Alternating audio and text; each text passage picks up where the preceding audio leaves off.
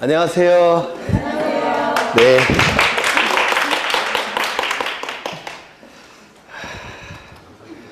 합격한 다음에 받아야 되는데 오늘 417쪽에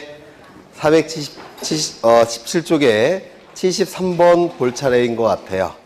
73번 저당권 등기에 관한 설명으로 틀린 것은 거의 민법 내용인데요. 1번 공동 저당권 설정 등기를 신청하는 경우 각 부동산에 관한 권리의 표시를 신청 정보의 내용으로 등기소에 제공해야 된다. 공동 저당권의 개념은 한 개의 피담보 채권을 담보하기 위해서 수개의 부동산에 설정된 저당권을 공동 저당이라고 하는데 민법에서 하셨죠? 그러면 그 수개의 부동산은 전부 다 동일한 채권을 위해서 담보로 제공되었기 때문에 각각의 표시를 신청 정보에 당연히 해야 될 겁니다. 그러니까 이 부동산이 저당권 설정 등기 신청한다 라는 의미로 각 부동산에 관한 내용을 당연히 표시해야 될 테고요. 2번 저당 목적이 되는 부동산이 5개 이상인 경우 등기 신청인은 공동 담보 목록을 작성하여 등기소에 제공해야 된다. 어디가 틀렸습니까? 네? 제가 공동 담보 목록 하면서 두 가지를 꼭 기억하셔야 된다고 했죠. 첫 번째, 부동산이 5개 이상일 때. 그리고 작성의 주체는 누구라고요? 등기관. 등기관이 작성하는 것이지 신청인이 작성해서 제출하는 게 아닙니다. 기억나십니까? 등기관이 작성해야 된다는 거. 그리고 5개 이상일 때 작성이 된다는 거. 3번 금전 채권이 아닌 채권을 담보하기 위해서 저당권 설정 등기 할 수 있다. 민법에서 하셨죠? 할 수 있습니까? 그렇죠. 피담보 채권은 금전 채권일 필요가 없죠. 금전 이외의 채권이라고 하더라도 채무자가 채무를 이행하지 않게 되면 전부 다 금전 채권으로 바뀌어요. 금전 이외의 채권이라고 하더라도 금전 채권으로 무조건 바뀝니다. 채무자가 채무를 이행하지 않으면 그 채권은 금전 채권으로 인한 금전 채권인 손해배상 채권으로 바뀝니다. 손해배상 채권은 무조건 금전 채권이에요. 그래서 채무 불이행으로 인한 손해배상 채권으로 바뀌고 그 손해배상 채권은 금전 채권이어서 배당을 받는 데는 전혀 문제가 없습니다. 이건 민법에서도 대단히 중요하죠. 4번 대지권이 등기된 구분건물 등기 기록에는 건물만을 목적으로 한 저당권 설정 등기 할 수 있습니까? 안 된다고 했죠. 대지권자와 구분소유권자가 달라질 가능성이 있으면 안 된다고 했죠. 따라서 안 된다고 했습니다. 아까 보신 거네요. 저당권 채권에 대한 질권 등기할 수 있습니까? 무슨 등기한다고 했죠? 소유자로부터 몇 번째 도출이 됐습니까? 기억 안 나세요? 두 번째. 따라서 무슨 등기? 부기 등기. 저당권부 채권 질권 등기, 저당권부 채권 담보권 등기는 소유자로부터 두 번째 도출이 되니까 부기 등기라는 거 꼭 외우시라고 했는데, 그래서 이 질권 등기는 요 출제되는 게 요거 하나예요. 질권 등기는 저당권부 채권 질권 등기는 부기 등기한다는 거.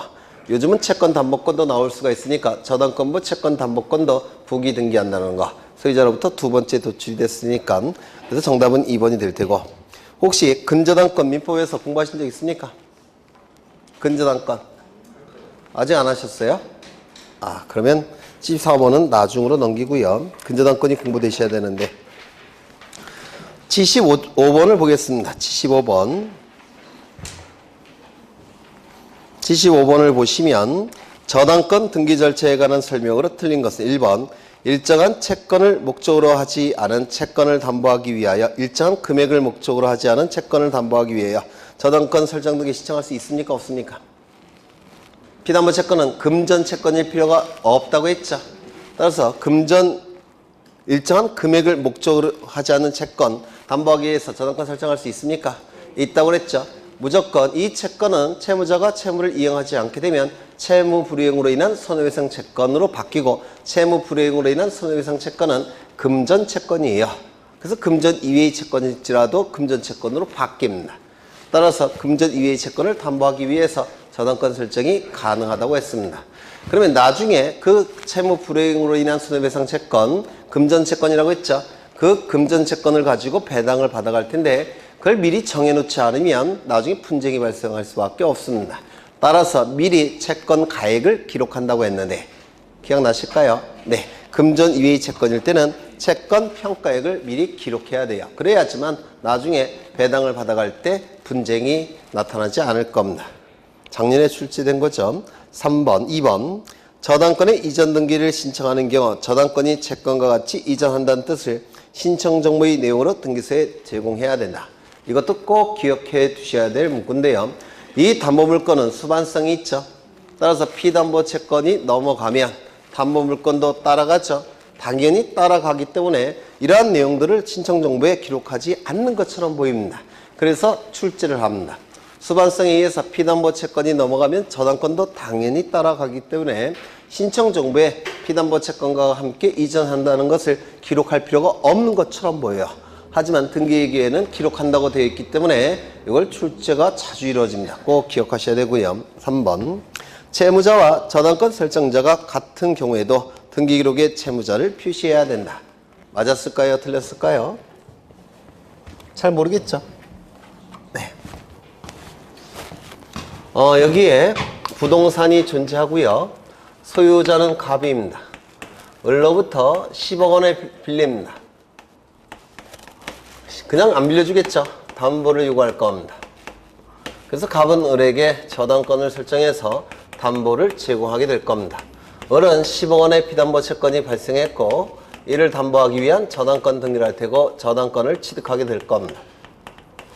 이때 을은 두 개의 법적 지위가 있습니다. 뭐가 있습니까? 두 개의 법적 지위. 을은 채권자죠. 맞습니까? 그리고 저당권자입니까? 그렇죠. 채권자이면서 저당권자예요. 갑도 두 개의 법적 지위가 있죠. 채무자죠. 그리고 갑은 담보를 제공했으니까 저당권 설정자가 될 겁니다. 맞습니까? 이때는 같은 사람입니까? 다른 사람입니까? 같은 사람이에요. 그렇죠. 그런데 이 채무자라는 것과 저당권 설정자라는 것은 의미가 같습니까? 다릅니까? 완전히 달라요. 채무자는 돈을 빌린 사람을 채무자라고 부르고 저당권 설정자는 담보를 제공한 사람입니다. 맞습니까? 네. 이러한 경우도 있을 겁니다. 여기에 이러한 부동산이 있고 소유자는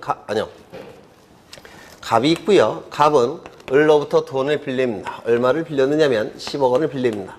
그냥 안 빌려줄 겁니다. 담보를 제공할 거예요. 근데 갑은 부동산이 없고 다행스럽게 여기 와이프가 부동산이 있습니다. 그래서 저당권을 이렇게 설정합니다. 그러면 이 을은 10억 원의 피담보 채권이 발생했고 그 다음에 이를 담보하기 위한 저당권 등기를 할 테고 저당권을 취득하게 될 겁니다. 이때 이 A를 민법에서 뭐라고 얘기합니까? 물상보증인. 그렇죠. 그런데 우리 등기법에서는 물상보증이라는 용어보다는 저당권 설정자라는 용어를 더 자주 씁니다. 을은 두 개의 법적 지위가 있습니까? 채권자죠. 그리고 동시에 저당권자죠.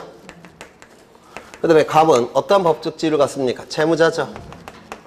그 다음에 A는요. 저당권 설정자가 될 겁니다. 근데 이 저당권 등기를 할 때는 반드시 무엇을 기록해야 되냐면 누가 빌려갔는지 채무자, 얼마를 빌려갔는지 채권에 이 두 가지 내용을 반드시 기록해야 됩니다. 저당권 등기에서 반드시 기록해야 될 내용은 누가 빌려갔는지 채무자, 얼마를 빌려갔는지 채권의 두 가지를 반드시 기록해야 되는데 요 채무자 누굽니까? A죠. 당연히 등기부에 기록을 해야 될 겁니다. 맞습니까? 근데 여기를 보시면 위쪽을 보시면 여기는 채무자가 누굽니까? 채무자 갑이죠. 갑은 채무자이면서 동시에 설정자죠. 이렇게 같은 사람일 때는 따로 기록하지 않아도 되지 않느냐? 아니에요. 같은 사람이어도 무조건 채무자는 기록해야 됩니다. 그렇죠. 여기는 같은 사람이어도 얘 채무자 갑을 기록해야 되고요. 다른 사람일 때도 당연히 기록을 해야 됩니다. 누가 빌려갔는지 채무자, 얼마를 빌려갔는지 채권에 이 두 가지는 무조건 기록을 해야 돼요. 그렇죠. 그래서 지문을 다시 읽어보시면 채무자와 설정자가 같은 경우에도 등기기록에 채무자를 반드시 표시해야 됩니다. 왜? 설정자와 채무자는 의미가 다르기 때문에 그렇습니다. 의미가 다른 거라서 채무자는 돈을 빌린 자, 설정자는 담보를 제공한 자, 뜻이 다르기 때문에 적용 법규도 달라요. 채무자에 적용되는 법률은 채권편이 적용됩니다. 설정자, 저당권 설정자에 적용되는 법조문은 물권편이에요. 적용 법조문도 다르고 의미도 다르기 때문에 같은 사람이건 다른 사람이건 무조건 기록을 해야 됩니다. 4번 세 개의 부동산. 이거 아까 보셨죠? 어디가 틀렸습니까? 3개, 5개가 돼야 되죠. 5번 비담보 채권의 일부 양도를 이유로 한 저당권의 일부 이전 등기를 하는 경우 그 등기관은 양도액을 기록해야 된다. 당연히 기록해야 되죠. 왜? 전체 금액 중에서 얼마인지가 표기가 돼야 되니까 기록을 해야 될 겁니다. 그래서 저당권을 준공유하게 돼요. 저당권 준공유. 그 다음에 76번을 보시면 이건 뭐 틀리라고 낸 문제인데요. 존속기간이 답인데요. 비부동산에 대한 등기 기록 사항이 아닌 것은 이렇게 돼 있죠. 그러면 이 존속기간은 기간의 의미가 있으니까 기록해도 그만, 기록하지 않아도 그만이죠. 임의적 기록사항. 맞습니까? 그래서 반드시 기록해야 될 내용은 아닙니다. 그래서 정답은 2번인데 이런 건 틀리셔도 돼요. 그 다음에 오른쪽을 한 페이지 넘겨보시면 80번을 보겠습니다. 80번. 등기 사무에 관한 설명으로 틀린 것은 1번. 등기 신청은 신청 정보가 전산정보 처리 조직에 저장된 때 접수된 것으로 본다. 여러 번 강조했죠. 네, 접수 시점은 저장 시점. 접수 시점의 등기의 효력 발생 시점. 등기의 효력 발생 시점이 물건 변동 시점. 그렇죠. 2번 한 동의 건물을 구분한 건물의 경우에는 한 동 건물에 속하는 전부에 대해서 한 개의 등기 기록을 둔다. 맞습니까? 여러 번 강조한 거죠. 그래서 존재할 때의 한 개의 등기부의 구성과 공개가 될 때의 한 개의 등기부의 구성은 달라진다고 했는데 기억나셔야 될 거예요. 3번 등기 의무자가 2명 이상인 경우 등기관은 직권으로 경정 등기를 마친 등기관은 그 전원에게 그 사실을 통지해야 된다. 어디가 틀렸습니까? 네? 네. 뭐로 고쳐야 돼요? 기억나세요 이거? 제가 직권 경정 등기 이건 출제될 가능성이 있다고 했는데 경정 등기는 원시적 일부 불일치를 일치시켜주는 등기가 경정등기라고 했는데 기억나십니까? 후발적 일부 불일치를 일치시켜주는 등기는 변경등기, 원시적 일부 불일치를 일치시켜주는 등기는 경정등기라고 얘기했죠. 이때 이 일치시켜주는 등기가 경정등기입니다. 이때 이 일부 불일치가 발생한 원인이 신청인의 잘못에 의해서 발생을 했다면 신청인의 잘못에 의해서 발생을 했다면 이 경정등기는 어떻게 이루어진다고 했죠? 신청인의 신청에 의해서 경정등기가 이루어지는 겁니다. 예를 들어서 신청정보에 10만 제곱미터 이렇게 기록해야 되는데 신청정보에 신청인이 공을 하나 빼먹고 10,000 제곱미터로 기록했다는 겁니다. 그러면 등기관은 신청정보의 내용을 등기부에 그냥 옮겨만 적으니까 등기관은 어쩔 수 없이 등기부에 10,000 제곱미터로 기록하겠죠. 누가 잘못한 겁니까? 신청인이. 이때는 가장 이해관계가 있는 신청인의 신청에 의해서 경정등기가 이루어집니다. 그런데 신청인의 잘못이 아니라 등기관의 가오에 의해서 등기관의 잘못에 의해서 불일치가 발생했을 때 이때는 예를 들어서 신청인이 신청정보에 100,000 제곱미터로 정확하게 표시를 했습니다. 그런데 등기관이 등기부에 옮겨 적을 때 공을 하나 빼먹었다는 겁니다. 누가 잘못한 겁니까? 등기관이. 이때는 신청에 의해서 경정등기가 이루어질 수도 있고 직권에 의해서 경정등기가 이루어질 수 있다고 했습니다. 이 가장 이해관계가 많은 자는 누굽니까? 신청인. 그래서 신청인의 신청에 의해서 경정등기가 이루어질 수도 있고 잘못한 자는 누굽니까? 등기관. 따라서 등기관이 알아서 고칠 수도 있다는 겁니다. 이때 출제가 되는 것이 이 두 가지가 출제가 되는데요. 특히 이걸 좀 기억하시라고 했죠. 첫 번째, 지방법원장에게 사전 보고입니까? 사후 보고라고 했습니까? 사후에 보고하는 겁니다. 등기관이 직권으로 고친 다음에 내가 이렇게 잘못해서 고쳤으니까 알아주시오 라고 보고하는 겁니다. 두 번째, 등기상 이해관계인이 있다면 등기관이 직권으로 경정하기 위해서는 그자에 뭐가 필요하다고 했습니까? 승낙서가 필요하다라고 했습니다. 세 번째, 신청인이나 또는 등기 명의인에게 통지를 해야 되는데 사전 통지입니까? 사후 통지라고 했습니까? 사후에 통지하는 겁니다. 고치기 전에 통지하는 게 아니라 고친 다음에 통지하는 겁니다. 네 번째, 신청이나 등기 명의인이 2명 이상일 때는 전원에게 통지하는 겁니까? 한 사람에게 통지하는 겁니까? 네? 한 사람에게 통지하는 것으로 충분하다고 했죠. 네, 한 사람에게 통지하는 것을 충분하다고 했습니다. 네, 다섯 번째. 이 변경 등기나 경정 등기는 일부 불일치가 발생했을 때 그 불일치 부분을 고치는 게 바로 변경이나 경정 등기죠. 원시적이라고 한다면 경정, 후발적이라고 한다면 변경. 기억나십니까? 그래서 변경이나 경정 등기는 일부만 바꿔주는 겁니다. 일부만 바꿔주는 거니까 고치기 전과 고친 후는 동일성이 유지돼야 됩니다. 동일성이 상실이 된다면 그때는 변경이나 경정 등기할 수가 없어요. 말소한 다음에 새로 등기해야 됩니다. 그래서 이 변경과 경정 등기는 변경과 경정 등기는 등기관은 동일성 유지 여부를 심사해야 돼요. 변경 등기나 경정 등기는 고치기 전과 고친 후가 동일한 등기인지 여부를 심사해야 됩니다. 그런데 이 직권 경정 등기 경우에는 누가 잘못한 겁니까? 등기관이 잘못한 거죠. 따라서 동일성 유지 여부를 심사하지 않습니다. 동일성 유지 여부를 심사하지 않습니다. 원래는 심사해야 되는데 직권에 의한 등기 경우에는 심사할 필요가 없다는 겁니다. 왜? 등기관이 잘못한 거니까. 그렇죠? 네. 요 네 가지가 직권 경정등기에서 출제되는 부분이에요. 좀 기억해 두셔야 될 겁니다. 그래서 3번은 틀렸습니다. 4번. 등기관이 등기를 마친 경우 그 등기는 접수한 때로부터 효력이 발생한다. 맞습니까? 접수 시점. 5번. 등기사항 증명서 발급 청구는 관할 등기소가 아닌 등기소에 대하여도 할 수 있다. 맞죠? 아무 등기소 나가서 신청할 수 있다고 했습니다. 왜요?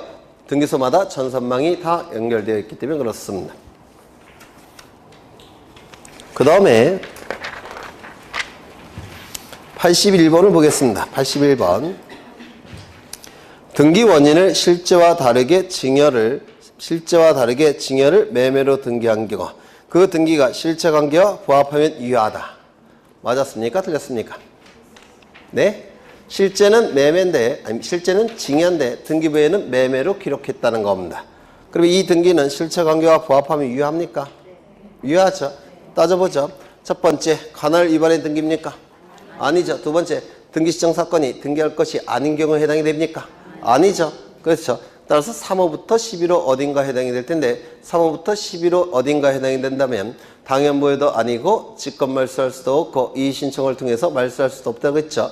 이때는 당연부여가 아니라는 얘기는 실체관계 부합 여부로 판단한다고 했죠. 실체관계에 부합하면 유효, 실체관계에 부합하지 않으면 무효. 그런데 이 매수인 입장에서는 등기명의인 입장에서는 매매를 통해서 소유권을 취득하건 증여를 통해서 소유권을 취득하건 어차피 소유권을 취득할 자죠. 소유권 취득할 자 이름으로 등기가 됐으니까 이 등기는 실체관계와 부합하는 등기, 유효다라고 평가할 겁니다. 2번. 미등기 부동산을 대장성 소유자로부터 양수인이 이전받아 양수인 명의로 소유권 보존 등기한 경우 그 등기가 실체관계와 부합하면 유효이다. 이게 뭡니까? 모두 생략 등기라고 얘기하는데 들어보셨을까요? 네. 모두 생략 등기예요. 이 중간 생략 등기 일종인데 중간 생략 등기는 중간자의 명의를 생략한 거죠. 보통은 세금을 안 내기 위해서. 맞습니까? 그럼 이 중간 생략 등기는 첫 번째 관할 위반일까요? 아닙니다. 등기 시정 사건이 등기할 것이 아닌 경우에 해당이 됩니까? 단지 중간자만 생략된 것에 불과하죠. 따라서 3호부터 11호 어딘가에 해당이 될 테니까 당연 무효 아니고 직권 말소할 수 없고 이의 신청을 통해서 말소할 수 없을 겁니다. 그렇다면 실체관계 부합 여부로 판단하겠죠. 맞습니까? 그러면 소유권 보존 등기 형식으로 등기 명의를 갖건 이전 등기 형식으로 등기 명의를 갖건 어차피 소유권을 취득할 자 명의로 소유권 등기가 된 거죠. 실체관계에 부합하니까 이것도 유효하다라고 평가합니다. 그 다음에 3번. 전세권 설정 등기를 하기로 합의하였으나 당사자 신청이 착오로 임차권으로 등기된 경우 그 불일치는 경정등기로 신청할 수 있다. 이 경정등기나 변경등기는 동일성이 유지돼야 됩니다. 그런데 거기는 동일성이 유지됐습니까? 전세권은 물권이고 임차권은 채권에 불과하죠. 전혀 다른 권리에 관한 등기입니다. 따라서 이는 동일성 유지되지 않습니다. 따라서 이때는 경정등기, 변경등기로 할 수 있는 게 아니라 기존의 임차권 등기를 말소하고 전세권 등기를 새로 해야 됩니다. 무슨 말인지 아시겠죠? 네. 4번. 권리자는 갑임에도 불구하고 당사자 신청이 착오로 을 명의로 등기가 된 경우 그는 경정등기로 시정할 수 없다. 맞습니까? 네? 이거는 경정등기로 시정할 수 있습니까? 없습니까? 없죠. 네. 이건 이런 뜻이에요. A가 이러한 부동산을 가지고 있는데 갑과 매매 계약을 체결합니다. 소유권 이전 등기까지 이루어지면 A가 가지는 소유권은 갑으로 넘어갈 겁니다. 맞습니까? 등기부에는 이렇게 등기가 돼야 됩니다. 1번 소유권 보존 A에서 2번 소유권 이전 갑 이렇게 등기가 실행이 된다면 갑은 소유권 취득하겠죠. 그렇죠. 그런데 등기부에는 이렇게 기록이 되지 않고 이렇게 기록이 됐다는 겁니다. 1번 소유권 보존 A에서 2번 소유권 이전을 이렇게 등기가 실행이 됐다는 겁니다. 그러면 갑은 소유권을 취득할 수 있습니까? 네, 갑은. 네? 이 등기 갑은 소유권 취득할 수 있습니까? 갑은 소유권 이전 등기 못했죠? 갑 명의로 등기됐습니까? 안 됐죠? 갑은 소유권 취득하지 못합니다. 그러면 을은 소유권 취득합니까? A와 을이 매매계약 체결했습니까? 그렇죠. 을은 A와 매매계약 체결 안 했죠? 을도 소유권을 취득 못해요. 그래서 둘 다 소유권을 취득 못합니다. 을은 A와 매매계약을 체결한 적이 없어요. 갑은요, 등기를 갖춘 적이 없습니다. 둘 다 소유권 취득 못합니다. 이 등기는 무효인 등기예요. 그렇지 않습니까? 네. 실체 관계와 부합하지 않는 등기라서 무효인 등기가 됩니다. 그 다음에 다섯 번째, 건물에 관한 보존 등기상의 표시와 실제 건물 사이에 건물이 건축 시기, 건물의 각 부분의 구조, 평수, 소재 지번 등에 관하여 다소의 차이가 있다 할지라도 사회 통념상 동일성 또는 유사성이 인정이 된다면 그 등기는 당해 건물에 관한 등기부로서 효력이 있습니까? 네? 예전에 강조를 드린 적이 있는데, 네. 여기 부동산이 존재하고요. 이 부동산 권리에 관한 정보가 수집이 돼서 등기부에 기록이 되겠죠.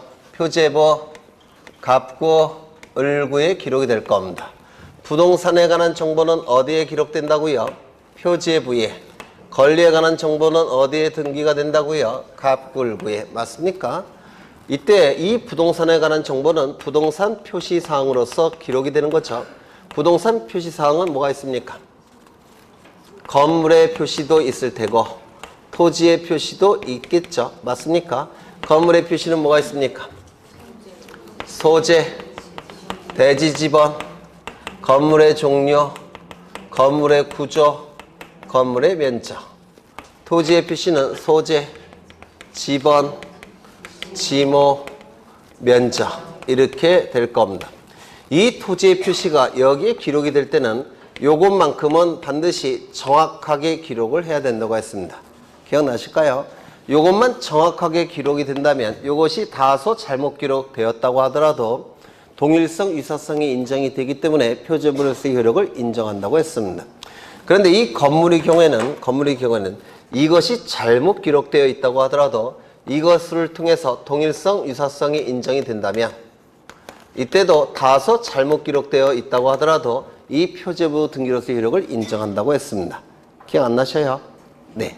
그래서 이 건물은 종류, 구조, 소재, 지번을 잘못 기록했다고 하더라도 종류, 구조, 면적을 통해서 그 건물로 특정할 수 있다면 동일성, 유사성이 인정이 된다면 표제부로서의 효력을 인정하는 것이고 토지의 경우에는 반드시 뭐를 기록해야 된다고 했죠? 소재 지번만큼은 정확하게 기록을 해야 된다고 했습니다.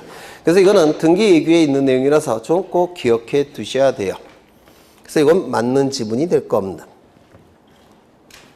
그 다음에 84번을 보겠습니다. 84번.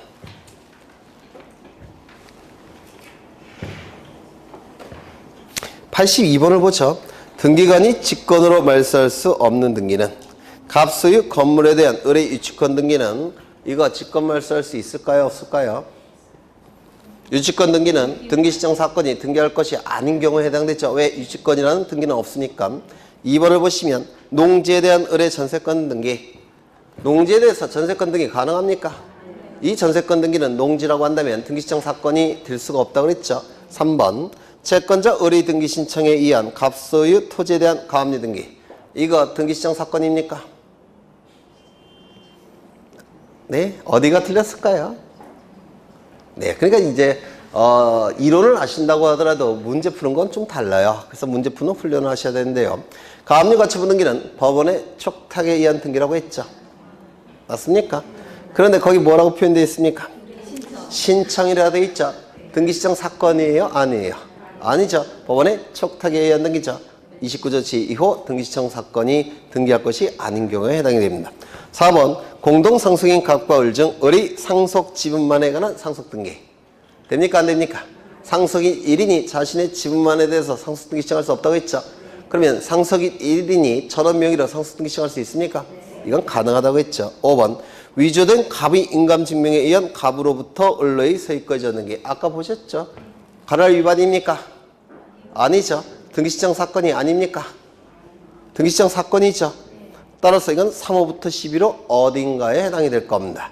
당연 무효도 아니고 직권 말소할 수도 없고 이의신청을 통해서 말소할 수도 없습니다. 그러면 여기서 위조된 인감증명이 첨부됐을 뿐이죠. 3호부터 11호 어딘가에 해당되겠죠. 당연 무효도 아니고 직권 말소할 수도 없고 이의신청을 통해서 말소할 수 없을 거예요. 그럼 뭐 갖고 판단합니까? 실체관계 부합 여부로 판단하죠. 그렇죠. 다만 위조된 인감증명이 첨부됐을 뿐이에요. 그것만 제대로 첨부가 됐다면 등기 실행돼야 되겠죠. 따라서 이 등기는 실체관계와 부합하는 등기라서 직권으로 말소할 수 없고 보통 유효한 등기가 되는 겁니다. 그 다음에 84번을 보겠습니다. 말소 등기에 관한 설명으로 옳은 것은 이라고 되어 있는데 말소 등기를 한번 보겠습니다. 말소 등기와 말소 회복 등기는 출제가 돼요. 여기에 이러한 부동산이 존재하고 소유자는 갑입니다. 갑이 을로부터 돈을 빌립니다. 얼마를 빌렸느냐? 10억 원을 빌립니다. 그냥 안 빌려주겠죠. 담보를 요구할 겁니다. 그래서 갑은 을에게 저당권을 설정해 줍니다. 을은 10억 원의 피담보 채권이 발생을 했고 이를 담보하기 위해서 저당권 설정 등기를 하게 되면 저당권을 취득하게 될 겁니다. 등기부에는 이렇게 기록이 될 거예요. 1번 저당권 설정 을 이렇게 기록이 될 겁니다. 10억. 그런데 요 피담보 채권이 변제기에 변제가 됐다는 겁니다. 그럼 피담보 채권이 변제가 됐다면 피담보 채권은 소멸하겠죠. 그러면 부종성에 의해서 이 저당권도 어떻게 됩니까? 소멸이 되겠죠. 그러면 이 등기는 어떻게 돼야 될까요? 말소가 돼야 됩니다. 왜? 부적법하게 존재하는 등기이기 때문에 그렇습니다. 피담보 채권이 변제로 소멸하면 저당권도 소멸하기 때문에 이 등기는 부적법하게 존재하는 겁니다. 부적법하게 존재하는 등기는 등기부에서 있어서는 안 되겠죠. 따라서 이걸 없애야 될 겁니다. 없애는 방법은 이렇게 할 겁니다. 2번, 1번 저당권을 말소하겠다고 공시하고 공시한 바에 따라서 이렇게 지워줍니다. 이를 말소등기라고 불러요. 말소등기. 그럼 이 말소등기는 언제 하느냐면 등기사항에 전부가 부적법하게 존재할 때 전부가 부적법하게 존재한다면 등기부에서 있어서는 안 되겠죠. 따라서 이 등기상의 전부를 없애는 목적으로 하는 등기, 이를 말소등기라고 얘기를 합니다. 등기상의 전부가 부적법하게 존재한다면 등기부에 있어서는 안 돼요.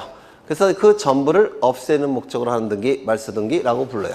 여기서 기억하셔야 될 게 이걸 기억하시라고 했죠. 전부. 그러면 이 말소등기는 이것 자체를 다 지우는 거니까 이렇게 표현할 수 있습니까? 없습니까?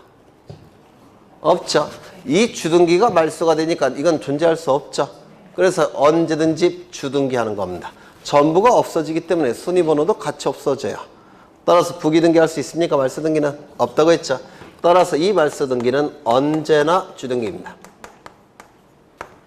언제나 주등기다 라고 얘기합니다. 두 번째, 말소등기의 대상을 기억하셔야 되는데 말소등기의 대상 원칙은 등기부상 부적법하게 존재하는 등기라면 등기부에서 무조건 없애야 되겠죠. 따라서 모든 등기는 부적법하게 존재한다면 전부 다 말소의 대상입니다. 다만 예외가 있다고 그랬죠. 예외는 뭐가 있습니까? 말소 등기만큼은 말소할 수 있다 없다? 없다라고 했습니다. 이거 기억나십니까? 대신 무슨 등기 해야 된다고 했죠? 말소 회복 등기를 해야 된다라고 했습니다. 말소 등기를 말소해봤자 네, 회복되지 않아요. 예를 들어서 이것이 부적법하다는 겁니다. 그러면 이것 자체를 없애야 되겠죠? 그러면 3번, 2번 말소 등기를 말소한다. 그리고 이걸 없애보겠습니다. 이거 살아납니까? 안 살아납니까? 안 살아난다고 했죠? 따라서 말소 등기의 말소 등기는 가능하다? 불가능하다? 불가능하다. 공부를 안 하신 분들은 지금 뭔 말인지 모를 테고 공부를 좀 하신 분들은 이거 기억하셔야 되는데 기억나세요? 네, 말소 등기의 말소 등기는 불가능하다는 거 꼭 기억해 두셔야 합니다. 세 번째 요건. 이 요건도 사실은 아직은 안 했지만 대단히 중요합니다. 첫 번째는 등기사항의 전부가 부적법하게 존재할 것. 이게 첫 번째 요건이에요. 두 번째, 등기상 이해관계인이 있다면 그자의 승낙서가 첨부돼야 됩니다. 요 두 가지가 말소등기 요건이라고 부르는데요. 여기서 요거를 기억하셔야 되죠. 전부. 일부일 때는 말소등기할 수 있습니까? 없습니까? 없습니다. 일부일 때는 변경이나 경정, 말소회복등기 형식을 하는 겁니다. 일부일 때는 말소등기가 불가능해요. 전부일 때만 말소등기 하는 겁니다. 그래서 언제나 주등기가 돼요. 두 번째, 부적법하게 존재하게 된 원인은 묻지 않습니다. 그 원인이 뭐건 등기부에서 존재하는 것이 적법하지 않다면 무조건 없애야 되겠죠. 다시요. 이 부적법하게 존재하게 된 이 저당권 등기가 부적법하게 존재하게 된 원인은 따지지 않아요. 왜? 등기부상 존재하는 것이 부적법하다면 무조건 등기부에서 없애야 됩니다. 따라서 원인은 따질 필요가 없어요. 그렇다면 원시적이건 후발적이건 실체적이건 절차적이건 원인을 따질 필요가 있습니까? 없다라고 얘기합니다. 원인이 뭐건 간에 부적법하게 존재한다면 무조건 등기부에서는 없애야 됩니다. 이거 이해가 되실까요? 네, 책을 한번 읽어보시고요. 그 다음에 주로 출제가 되는 건 요거예요. 요게 주로 출제가 되는데요. 요거 한번 보겠습니다. 여기에 이러한 부동산이 있고 소유자가 갑입니다. 갑이 을에게 전세권을 설정해 줍니다. 그러면 을은 전세권 설정 등기를 할 테고 전세권을 취득할 텐데요.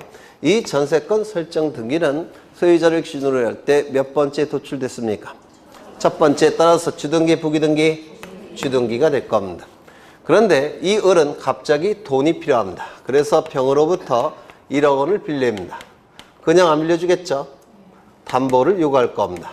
그래서 담보를 제공해야 되는데 을은 소유권이 없는 상태에서 전세권이 있는 상태에서 전세권을 담보로 제공할 수 있습니까? 없습니까?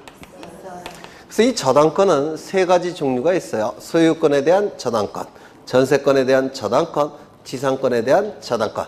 그래서 이 피담보 채권을 담보하기 위해서 담보로 제공될 수 있는 권리는 세 개예요. 저당권에 대해서.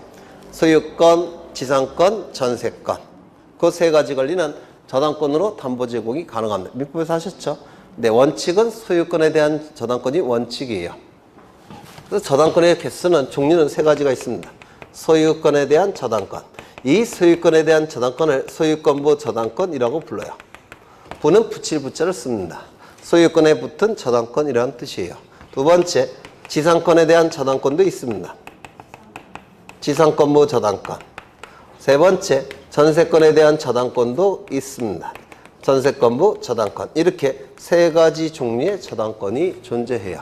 이때 99%는 이겁니다. 그래서 이 소유권부 저당권은 대부분의 저당권이니까 이걸 생략해서 그냥 저당권이라고 부르고요. 이 두 개의 저당권은 이걸 꼭 붙여줘야 돼요. 이것과 구별하기 위해서. 그렇죠? 네. 그래서 세 가지 종류의 저당권이 있습니다. 그러면 이 을은 병으로부터 1억 원을 빌리고 담보로 전세권을 저당 잡힐 수가 있는 겁니다. 그러면 저당권을 설정해주면 병은 전세권이 붙은 저당권 등기를 하게 될 테고 그 권리를 취득하게 될 겁니다. 이 전세권부 저당권은 소유자를 기준으로 할 때 몇 번째 도출이 됐을까요? 두 번째. 따라서 무슨 등기? 여기에 붙여서 기록하는 겁니다. 부기등기의 소유권 전액 기준으로 두 번째 도출이 됐으니까. 되셨을까요? 그런데 이제 이 설정 계약에서 정한 존속기간이 종료가 됐습니다. 존속기간이 종료가 됐다면 요 전세권 어떻게 됩니까? 소멸되겠죠. 전세권이 소멸되니까 이 전세권 등기는 어떻게 돼야 될까요? 말소가 됩니다. 이 등기가 말소됨으로 인해서 불이익이 발생한 자는 누굽니까? 네? 을 등기 의무자. 이익이 발생한 자는 누굽니까? 갑 등기 권리자. 그래서 등기 의무자와 등기 권리자는 등기소에 가서 등기를 공동으로 신청하게 될 겁니다. 맞습니까? 공동 신청을 통해서 이것이 말소가 되면 주등기가 말소가 되니까 이것이 없어지는 거니까 부기등기는 존재할 수 있습니까? 없어요. 따라서 이 전세권부 저당권 등기도 말소가 됩니다. 문제는 이 병은 1억 원의 채권이 있죠. 채권이 변제가 된 다음에 말소되면 문제가 없는데 채권이 있는 상태에서 말소가 되면 어떻게 됩니까? 손해가 발생할 수밖에 없죠. 그래요, 안 그래요? 이렇게 말소를 통해서 손해가 발생한다면 이 자를 뭐라고 부르느냐? 등기상 이해관계인이라고 부릅니다. 여기서 등기상 이해관계인은 이익이나 손해가 발생하는 자가 아니라 등기가 이루어짐으로 인해서 이익에 손해가 발생하는 자가 등기상 이해관계인이라고 했습니다. 맞습니까? 그래서 손해가 발생한다면 이 말소 등기를 갑과 을이 신청할 때, 요 말소 등기가 이루어질 때 이 등기상 이해관계인에 뭐가 필요하다고 했죠? 승낙서. 승낙을 해주지 아니할 때는 재판을 걸어서 재판서 등본이 첨부가 돼야지만 이 말소 등기가 가능합니다. 그러면 이러한 것이 첨부돼서 이 등기가 말소가 되면 주등기가 말소가 됐으니까 부기등기로 구성되어 있는 전세권부 저당권 등기는 더 이상 존재할 수 있습니까? 없습니까? 없어요. 이 등기는 등기관이 직권으로 말소하는 겁니다. 부기등기는 원칙이 직권 말소예요. 이것이 등기부상 없어지니까 부기등기는 존재할 수 없죠. 그래서 이건 직권 말소가 돼요. 그러면 이건 어떨까요? 여기에 이러한 부동산이 있고 소유자가 갑입니다. 갑이 을과 매매계약을 체결합니다. 이 매매계약은 채권행위라고 했죠. 물권행위는 이 안에 있다고 했죠. 그리고 소유권 이전 등기까지 이루어지면 갑이 가진 소유권은 을의 소유권으로 변동이 될 겁니다. 맞습니까? 을은 병과 매매계약을 체결합니다. 그리고 이 안에 물권행위가 있을 테고 그리고 소유권 이전 등기까지 이루어지면 을의 소유권은 병의 소유권으로 변동이 될 겁니다. 등기부에는 이렇게 기록되어 있을 거예요.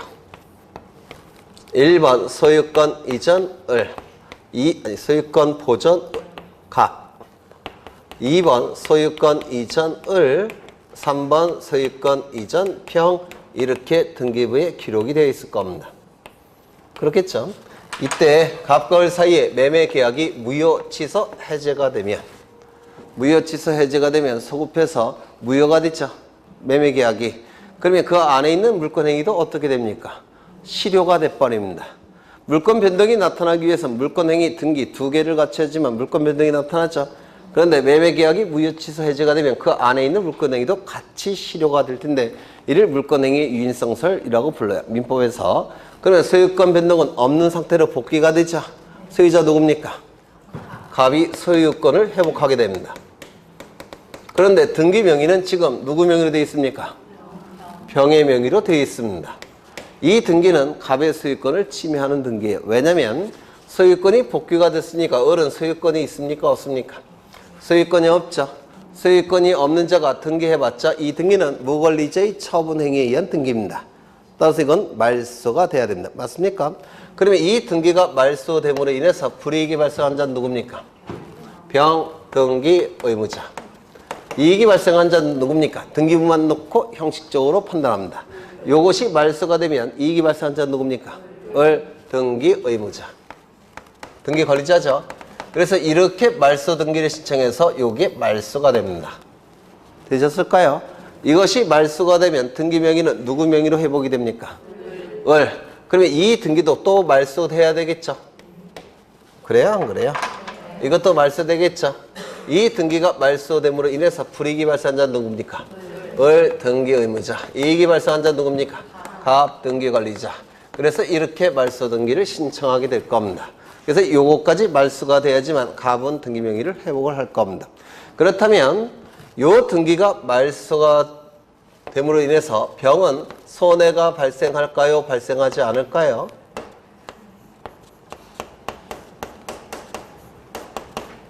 네? 발생해요. 요 등기가 말소되기 위해서는 먼저 이것이 말소가 된 다음에 이게 말소가 되죠. 이것을 먼저 말소한 다음에 이거 말소시켰죠. 그럼 이거 말소할 당시에는 병의 명의는 등기부에 있습니까? 없습니까? 이미 사라졌죠. 그러면 얘는 손해 여부를 판단할 필요가 있습니까? 없습니까? 없어요. 그래서 이 병은 요것이 말소된 다음에 요게 말소되는 겁니다. 순서가. 따라서 이 의뢰 등기가 말소될 때는 병은 그 전에 이미 말소가 된 상태이기 때문에 손해 여부를 판단할 필요가 있습니까? 없습니까? 없어요. 그래서 병은 등기상 이해관계인이 될 수가 없습니다. 말소의 대상이 될 뿐이지 등기상 이해관계인은 아니다라고 얘기합니다. 왜요? 이게 말소될 때는 병은 이미 등기부상 사라졌기 때문에 그렇습니다. 이거 이해가 되실까요? 네. 그래서 이게 주로 출제가 됩니다. 등기상 이해관계인. 그러면 지문을 보시면 권리의 말소 등기는 단독으로 이거 아닌가? 맞죠? 권리의 말소 등기는 단독으로 신청하는 것이 원칙이다. 아까 말씀드렸지만 등기 실행 방법이 공동신청이면 말소도 공동신청, 회복도 공동신청. 등기에 처음에 실행되는 방법이 단독신청이면 말소도 단독신청, 회복도 단독신청이 원칙입니다. 촉탁등기라고 한다면 말소도 촉탁, 회복도 촉탁. 아까 기억나십니까? 네. 그러면 원래 등기의 신청 방법은 원칙이 뭡니까? 공동신청. 따라서 말소도 공동신청이 원칙입니다. 회복도 공동신청이 원칙입니다. 틀렸습니다. 2번 말소할 권리가 전세권, 저당권인 경우에 채권 판결에 의하지 않고 전세금 반환증서 영수증에 의하여 등기 관리자가 단독으로 말소 등기를 신청할 수 있다. 없습니다. 등기법이 개정이 되기 전에는 공시채고 신청과 채권 판결 신청을 하게 되면 언제요? 소재불명일 때. 관리자가 소재불명일 때. 이거 지난 시간에 했죠? 안 했었나요? 했는데.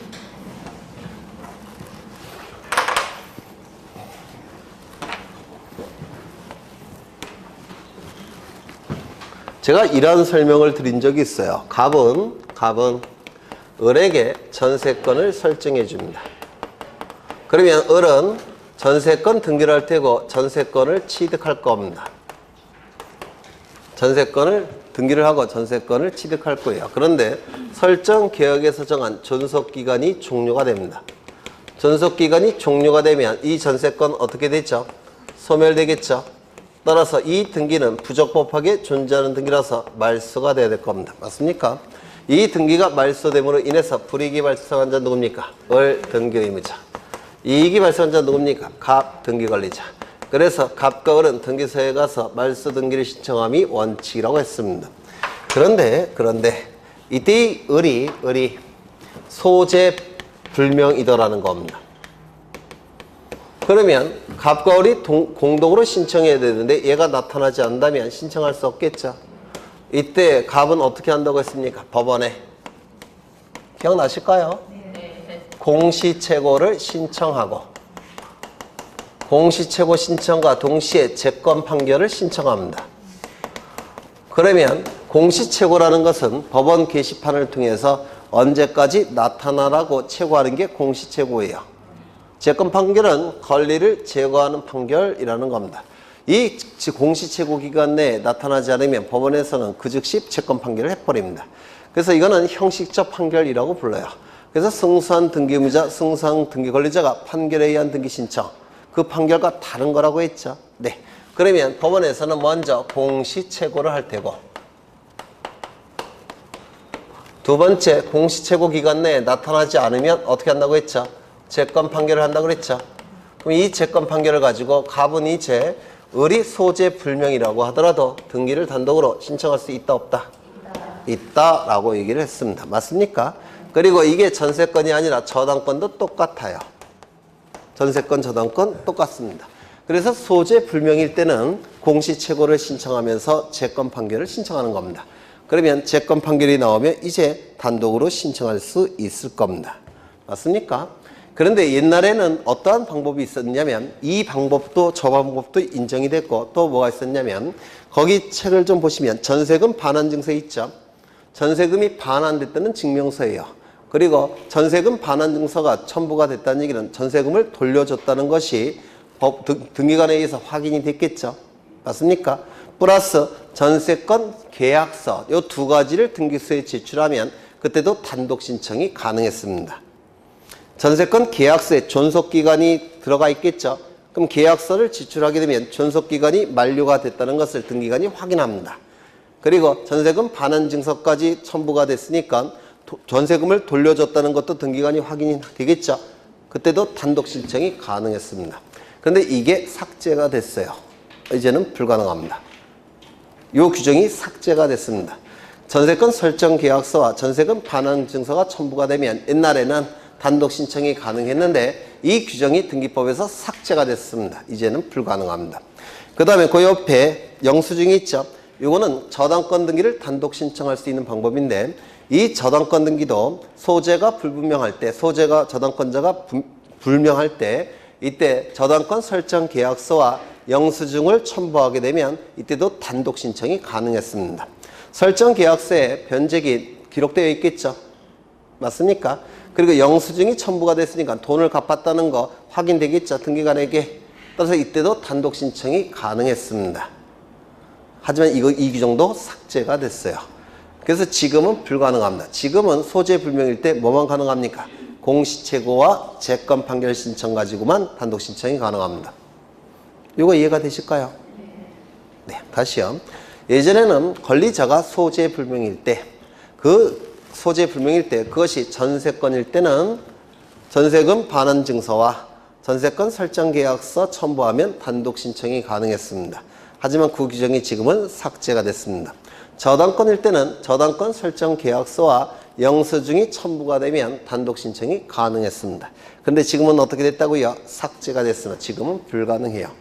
그 다음에 3번 갑을병 순으로 소유권 이전 등기가 된 상태에서 을명의 소유권 이전 등기 말소할 때 등기상 이해관계는 제3자 병의 등기가 승낙이 있어야 됩니까?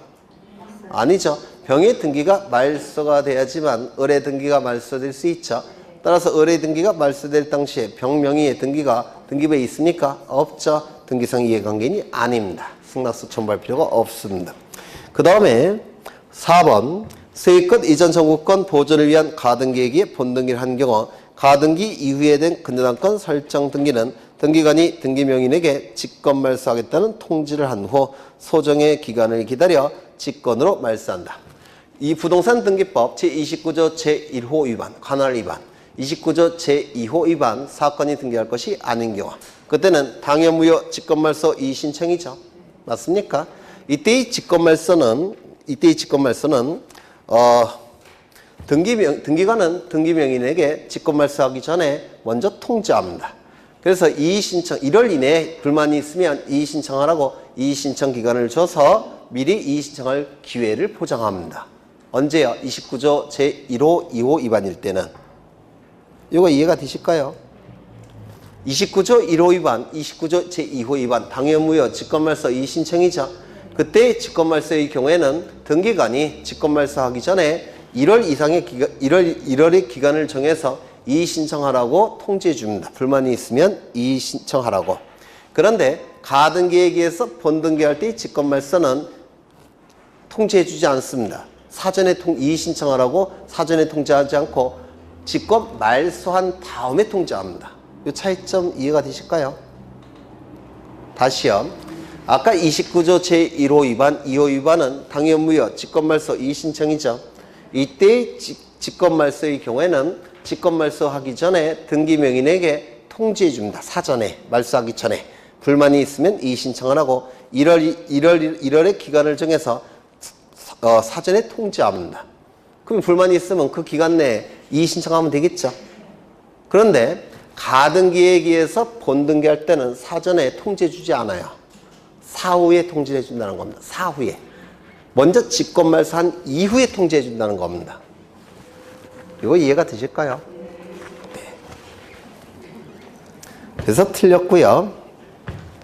5번 등기를 신청한 권리가 실체법상 허용되지 않는 것임에도 불구하고 등기간의 착오로 등기가 완료된 때에는 등기관은 직권으로 말소한다. 이게 뭡니까? 29조 2호 등기 신청 사건이 등기할 것이 아닌 경우 따라서 당연무효 직권말소 이의신청 이렇게 될 겁니다.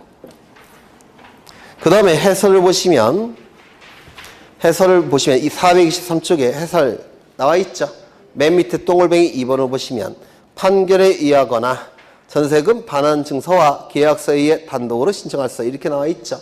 판결에 의해서 단독 신청할 수 있는 건 맞아요. 하지만 전세금 반환 증서와 계약서에 의해 단독 신청할 수 있다. 이거는 틀렸습니다. 이거는 삭제가 됐다고 했죠. 이제는 불가능해요. 무슨 말인지 아시겠죠? 네, 전세금 반환 증서와 계약서에 의해서 단독으로 신청할 수 있다 없다? 없다. 지금은 삭제가 됐기 때문에 그렇습니다. 그래서 지워주셔야 돼요. 그 다음에 85번을 보십니다. 말소 등기에 관련된 설명으로 틀린 것은 1번 말소 등기를 신청하는 경우 말소에 대하여 등기상 이해관계인 제3자가 있다면 그 제3자의 승낙이 필요하다. 맞습니까? 네, 승낙을 안 해주면 재판을 걸어서 재판소 등본을 첨부해야 될 겁니다. 2번 근저당권 설정 등기 후 소유권이 제3자에게 이전된 경우 제3취득자가 근저당권 설정자와 공동으로 그 말소 등기를 신청할 수 있다. 이거 맞았을까요? 틀렸을까요? 어디가 틀렸을까요? 이런 것도 민법에서 먼저 하셔야 되는데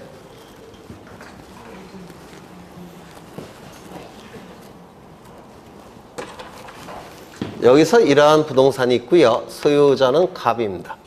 갑이 을로부터 10억 원을 빌립니다. 그냥 안 빌려주겠죠. 담보를 요구할 겁니다. 이 그림 제가 그리려고 그러면 딱 또 그리겠구나 이런 생각 드십니까? 요 그림 제가 맨날 그리는 똑같은 그림 아닌가요? 네, 이거 그리는 이유가 있어요. 자꾸 보셨고 머릿속에 딱 각인하라는 겁니다. 각인이 돼버리면 제가 설명을 안 드린 내용이 나오다 이게 이제 응용이 돼버려요. 안 믿네. 네. 그래서 저당권을 설정하게 됩니다. 그러면 을은 10억 원의 피담보 채권이 발생을 했고 이를 담보하기 위한 저당권 등기를 할 테고 저당권을 취득할 겁니다. 맞습니까? 그렇죠. 이때 갑이 병가 매매 계약을 체결하고 소유권 이전 등기를 하게 됩니다. 그러면 이것이 변제가 이루어지면 이 저당권은 어떻게 됩니까? 부정성에 소멸되겠죠. 따라서 이 등기는 어떻게 돼야 되겠습니까? 말소가 돼야 되겠죠. 이 등기가 말소됨으로 인해서 불이익이 발생한 자는 누굽니까? 을 등기 의무자. 이익이 발생한 자는 누굽니까? 갑입니까? 병이죠. 그렇죠. 이 저당권 등기가 병의 소유권을 침해하는 등기죠. 따라서 소유권의 근간 말소 등기 청구권이 있기 때문에 이 병이 등기 권리자예요. 이건 나중에 상세하게 보실 겁니다. 그러면 갑은 등기 권리자일까요? 아닐까요? 이것도 민법에서 하시는 건데요. 아직은 안 하셨을 거예요. 워낙 깊은 수준이니까. 이 갑은 을에 대해서 말소 등기 청구권이 있을까요? 없을까요? 병은 말소 등기 청구권이 있다 그랬죠. 소유권에 근거한 말소 등기 청구권이 인정이 돼서 우리 판례는 병을 등기 권리자로 인정을 해줍니다. 그러면 갑도 을에 대한 말소 등기 청구권이 있을까요? 없을까요? 있습니다. 뭐에 근거한 말소 등기 청구권인가요? 네? 맞습니다. 설정 계약에 근거한 말소 등기 청구권이 있어요. 대단하신데요. 말소 등기 청구권이 있습니다. 우리 판례가 인정하는 거예요. 이 병은 소유권에 근거한 말소 등기 청구권, 갑은 설정 계약에 근거한 말소 등기 청구권. 따라서 갑도 등기 권리자로 인정을 해줍니다. 이렇게 인정이 돼요. 그래서 이렇게 말소 등기 신청해도 되고요. 이렇게 말소 등기 신청해도 됩니다. 언제? 이것이 변제가 됐을 때는. 그런데 설정 계약이 무효가 됐을 때는 또 달라져요. 그래서 이 저당권 말소 등기는 설정 계약이 무효가 된 경우, 변제가 된 경우 둘로 나눠서 판단합니다. 그건 나중에 하실 거예요. 일단은 이것이 변제가 될 때는 병도 등기 권리자, 갑도 등기 권리자예요. 나중에 보실 거예요. 아직은 좀 어려우실 테고. 그러면 책을 좀 보겠습니다. 2번 근저당권 설정 등기 후 소유권이 제3자에게 이전된 경우 제3취득자가 근저당권 설정자와 공동으로 말소 등기를 신청할 수 있다. 어디가 틀렸습니까? 이렇게 말소 등기, 얘가 설정자죠. 얘가 권리자죠. 그럼 말소 등기를 이 둘이 신청하러 가는 겁니까? 이렇게 신청하러 가는 거예요? 이렇게 신청하러 간다고 그랬죠? 그러니까 거기에 틀린 거 아닙니까? 설정자가 틀린 겁니다. 정말 출제한 놈들 나쁜 놈이죠. 어디가 틀렸습니까? 근저당권 설정자. 뭐로 고쳐야 돼요? 근저당권자. 이렇게 고쳐야 됩니다. 그 다음에 3번 말소된 등기 회복을 신청하는 경우 등기상 이해관계에 있는 제3자가 있을 때는 제3자의 승낙이 필요하다. 말소 회복 등기도 제3자가 등기상 이해관계인이 있을 때가 있습니다. 그럼 당연히 승낙서 첨부해야 되겠죠. 4번 근저당권이 이전된 후 근저당권의 양수인은 소유자인 근저당권 설정자와 공동으로 근저당권 말소 등기를 신청할 수 있다. 이거 맞았을까요? 틀렸을까요?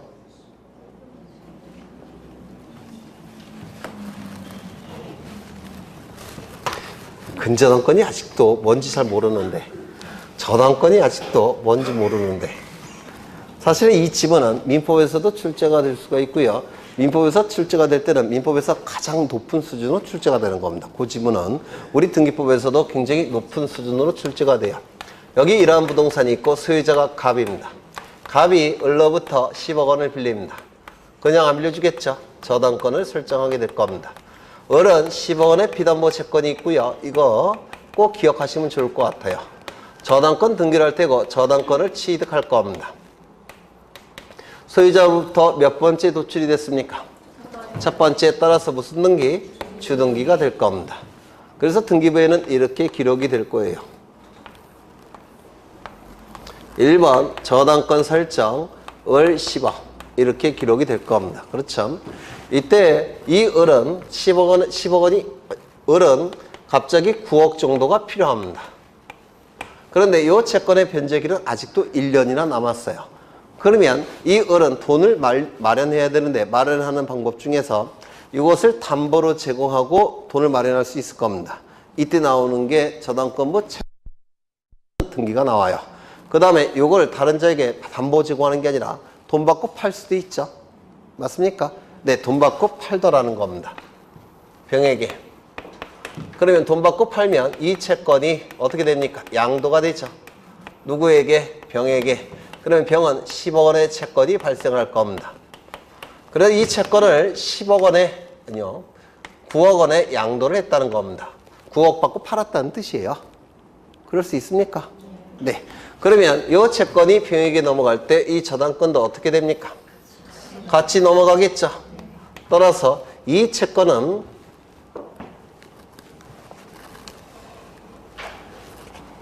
10억 원의 채권이 있을 테고 그 다음에 저당권 무슨 등기 해야 되겠습니까? 이전 등기 하겠죠. 같이 넘어가니까. 그럼 이건 주등기입니까? 부기등기입니까? 이렇게 등기가 될 겁니다. 그래서 여기는 1의 1, 1번 저당권, 이전, 병 이렇게 등기가 될 겁니다. 맞습니까? 이때 이것이 변제가 이루어지면 피담보 채권 소멸하겠죠. 따라서 이 저당권 어떻게 되겠습니까? 소멸되겠죠. 그러면 이 등기는 어떻게 돼야 될까요? 말소돼야 되겠죠.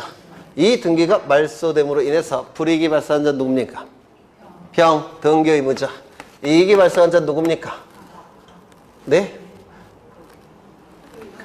을은 채권과 저당권을 전부 다 병에게 떠넘기고 빠져나간 겁니다.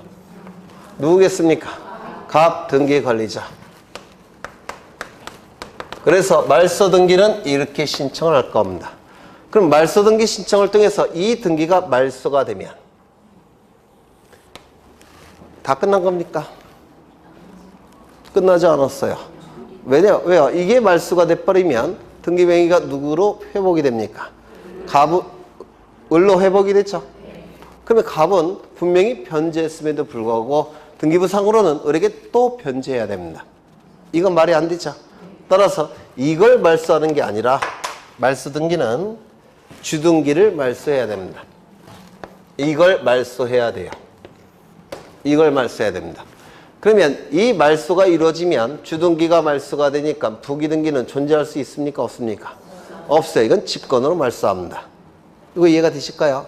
그래서 저당권이 설정된 후 이전이 됐을 때 이때 등기 의무자는 이전 받은 요 병이 등기 의무자입니다. 하지만 말소 등기는 이전 등기를 말소하는 게 아니라 설정 등기를 말소해야 됩니다. 그렇죠. 이게 말소되면 이거는 주등기가 말소가 됐으니까 부기등기는 존재할 수가 없어요. 이건 직권으로 말소합니다. 그런데 이걸 말소해버리면 이건 되살아나요. 그렇죠. 그래서 설정 등기를 말소하는 것이지 이전 등기를 말소하는 게 아니라는 겁니다. 좀 어려우실 수 있어요.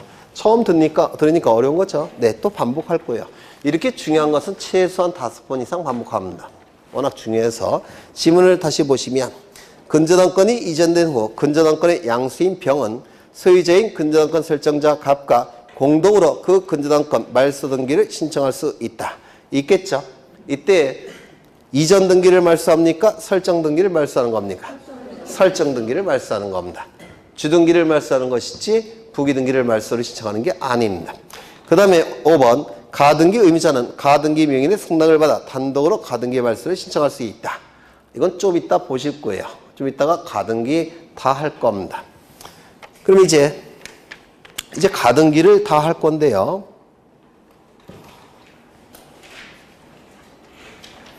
이 86번을 좀 보시면요. 86번. 1번을 보죠. 말소 등기에 말소 등기라는 게 있습니까? 없다고 그랬죠. 2번 말소 등기는 기존의 등기가 원시적, 후발적 원인에 의하여 등기사항 전부가 부적법할 것을 요건으로 한다. 맞죠? 원인은 따지지 않는다고 했죠. 원시적이건 후발적이건 실체적이건 절차적이건 원인은 따지지 않는다고 했습니다. 농지를 목적으로 한 전세권 등기가 실행된 경우 등기관 직권 말소할 수 있습니까? 4번 피담보 채무의 소멸을 이유로 근저당권 설정 등기가 말소가 된 경우 채무자를 추가한 근저당권 변경의 부기등기는 존재할 수 있습니까? 없습니까? 없다고 그랬죠. 주등기가 말소가 되면 부기등기는 어떻게 된다고요? 직권으로 말소하는 겁니다. 말소 등기 신청의 경우에 등기상 이해관계 있는 제3자란 등기 말소를 인하여 손해를 입을 우려가 있다는 것이 등기기록에 의하여 형식적으로 인정되는 자를 말한다. 맞습니까? 맞습니다. 이제 87번부터 가등기 할 건데요. 가등기를 아주 상세하게 볼 겁니다. 어마어마하게 어려운 내용들이 있죠. 네? 네, 조금 있다가 다 볼 거예요. 물론 이제 다음 시간에 수업 시간에도 볼 건데요. 지금 듣고 다음 주에 들으시면 네, 이제 그 이해도가 더 세질 겁니다. 잠시 쉬었다 하겠습니다.